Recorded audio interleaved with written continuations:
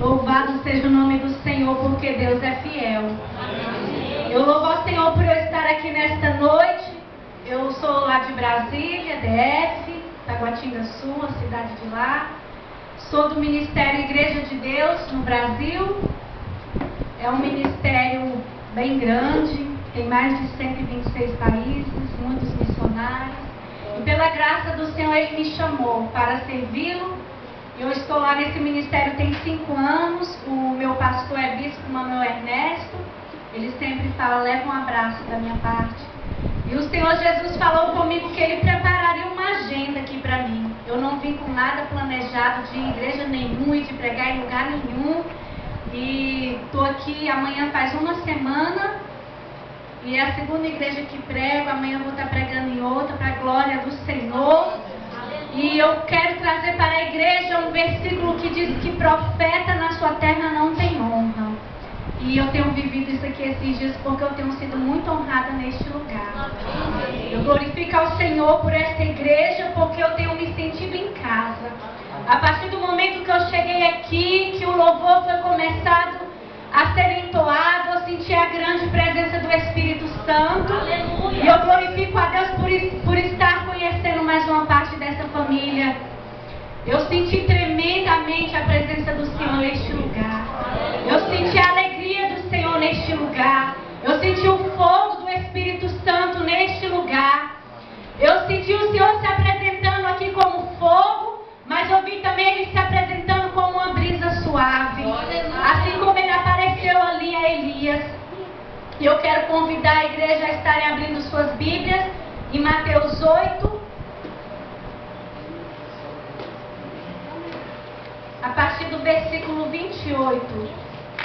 Nesse culto de libertação, eu trago uma palavra sobre o endemoniado de Gadara. Mateus 8, a partir do versículo 28.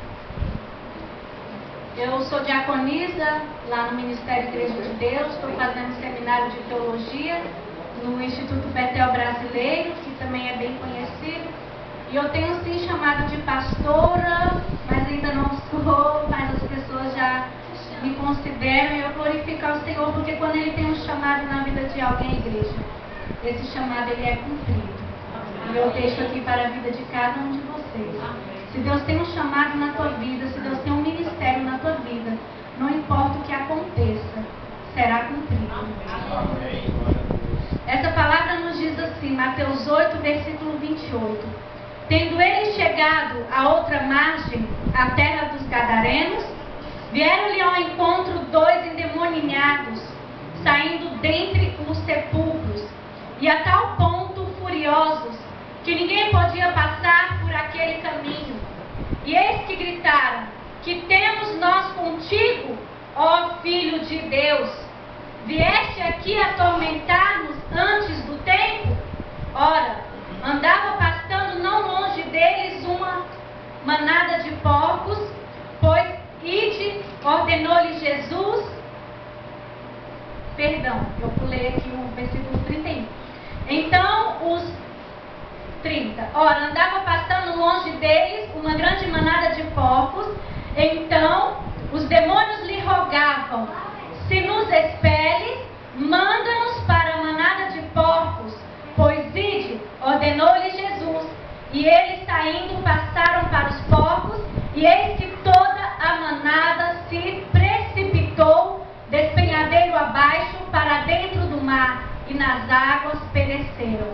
Até aí, igreja. Eu convido a vocês a fecharem os seus olhos e estarem em oração comigo.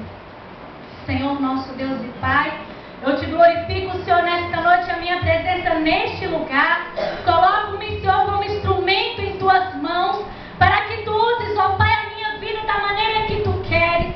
Que eu não venha, Senhor, falar nada de mim mesmo, mas do teu Espírito Santo. Traga a tua palavra que penetra, Senhor, na alma. Traga a tua palavra, Senhor, que faz divisão, Senhor, dentro de nós.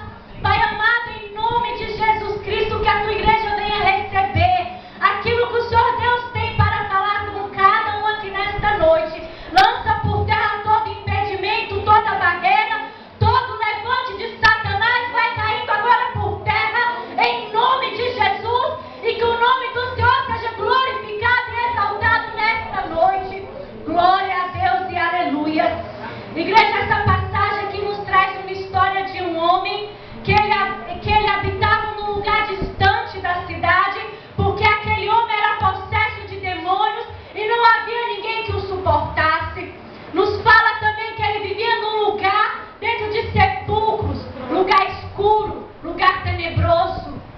E ali, muitas vezes, aquele homem era aprisionado em cadeias e correntes e nada o podia segurar.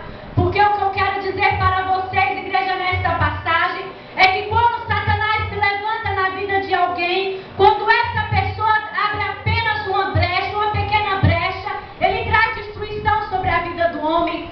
Porque a palavra do nosso Deus diz que ele veio para libertar, salvar e transformar. Ele veio para dar vida e vida com abundância. Só que o diabo, ele veio para matar, roubar e destruir. E aquele que não está com o Senhor, ele tem sofrido esse tipo de situação. Aquele que não está firme com o Senhor, ele tem sofrido destruição. Ele tem sofrido perda. Ele tem sofrido derrota. Mas aquele que está com Cristo, igreja, ele está firme numa rocha inabalável. O dia mal vem, mas ele continua de pé. Os levantes vêm, mas o Senhor o sustenta. Os levantes vêm, mas o Senhor pode deixar que você balance de um lado para o outro como uma palmeira, mas Deus não te deixa prostrado no chão. O mundo aí fora vive numa vida de facilidade. O mundo aí fora está comendo dos pratos de Satanás, na prostituição, nas drogas, no adultério, nos vícios. E vocês contemplem com os seus próprios olhos. Alguma pessoa que vive nessa situação, ela é próspera, ela é abençoada, ela é bem-sucedida? Não é. Isso tudo é engano de Satanás. Mas a pessoa que serve ao Senhor, ela tem um galardão, ela tem a coroa de vida eterna. A pessoa que serve ao Senhor, ela tem uma vida eterna. A pessoa que serve ao Senhor, ela está convidada a sentar numa mesa, num banquete preparado pelo Senhor. Aquele que serve a Deus, igreja, tem uma grande diferença para aquele que não serve.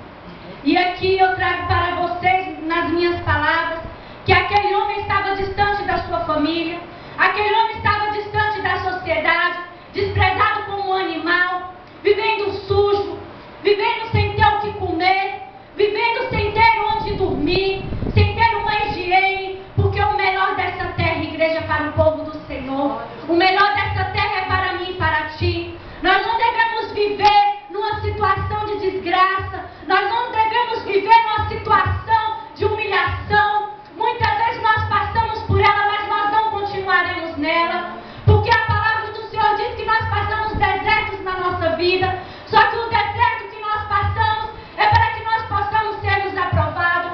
Porque no deserto tem prova de fogo. Como foi louvado, que no deserto tem prova de água. Mas de tudo isso o Senhor nos livra.